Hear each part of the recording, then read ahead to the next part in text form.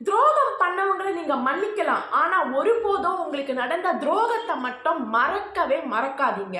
Hi, நான் உங்க புனிதா. நீங்க எல்லாரும் நல்லா இருக்கீங்கன்னு நான் நினைக்கிறேன். இந்த ஒரு வீடியோவில் துரோகத்தை பத்தியும் துரோகம் பண்றவங்களை பத்தியும் தான் பார்க்க போறோம்.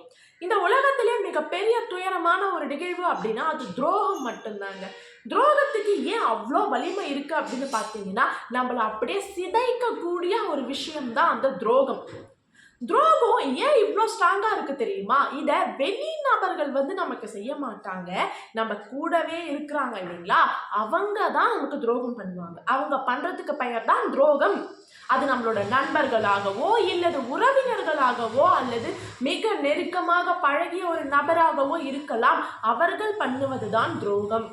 துரோகம் பணம் சம்பந்தப்பட்ட விஷயமாகவும் இருக்கலாம் அல்லது மனம் சம்பந்தப்பட்ட விஷயமாகவும் இருக்கலாம். இது ரெண்டுத்துல எது நடந்தாலுமே காயம் மிக அதிகமானதாக இருக்கும். ஒருவேளை நீங்க அந்த துரோகங்களை அனுபவித்தவராக இருந்தால் இந்த வீடியோல கமெண்ட் பண்ணுங்க ஆம் அப்படின்ட்டு, இல்லை எஸ் அப்படின்னு போடுங்க. ஏன்னா உங்களோட கவலைகளுக்கு இந்த ஒரு வீடியோ சொல்யூஷன் கொடுக்கறதா மேபி இருக்கலாம். இப்ப இந்த துரோகிய மன்னிச்சிடலாம் நம்ம, ஆனா துரோகம் பண்ணவங்களை நம்ம மறக்கவும் கூடாது, அந்த துரோகத்தையும் நம்ம மறக்க கூடாது.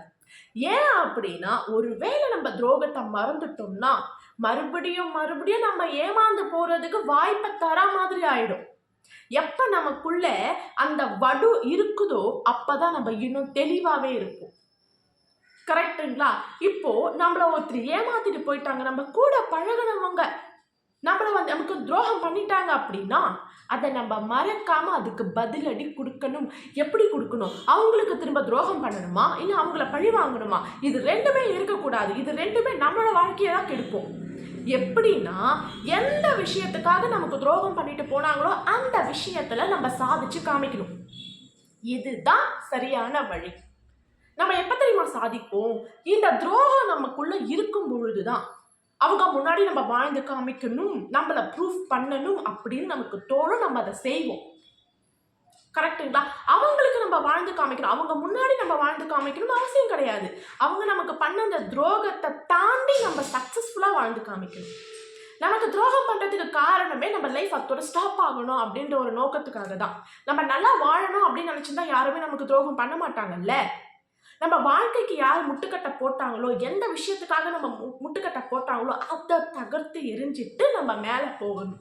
அதுக்கு துரோகத்தை மறக்கக்கூடாது, ஆனால் மன்னிக்கலாம். ஏன் தெரியுமா மன்னிக்கணும்? அந்த கோவம் இருக்கு இல்லையா, அந்த கோவம் அப்போதான் நமக்கு குறையும். இப்படி பாசிட்டிவாக திங்க் பண்ணணும். எப்படின்னா, அவங்க அன்னைக்கு நமக்கு துரோகம் பண்ணலைன்னா இன்னைக்கு நம்ம இந்த நிலைமையில நின்று இருக்க மாட்டோம் அப்படின்னு நமக்கு தோணணும். அவன் அன்னைக்கு நம்மளை ஏமாத்திட்டு போவே தான் நம்ம முயற்சி பண்ணி இன்னைக்கு பெரிய ஆளா வந்திருக்கும்.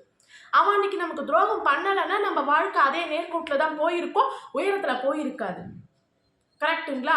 எப்பவுமே அந்த காயங்கள் நம்மளை உயர்த்துவதற்கு வழிவகுக்கும். அதனாலதான் அதை மறக்காதீங்க, மனசுல வச்சுக்கிட்டு அதை நம்ம ஜெயிக்கணும் அப்படின்னு போராடுங்கன்னு நான் சொல்ல வரேன். இந்த ஒரு வீடியோ உங்களுக்கு தன்னம்பிக்கையை கொடுக்கறதா இருந்துச்சு அப்படின்னா கண்டிப்பா லைக் பண்ணுங்க அண்ட் உங்களோட கருத்து என்ன கமெண்ட் பண்ணுங்க. முடிஞ்சா சப்ஸ்கிரைப் பண்ணுங்க. தேங்க்யூ.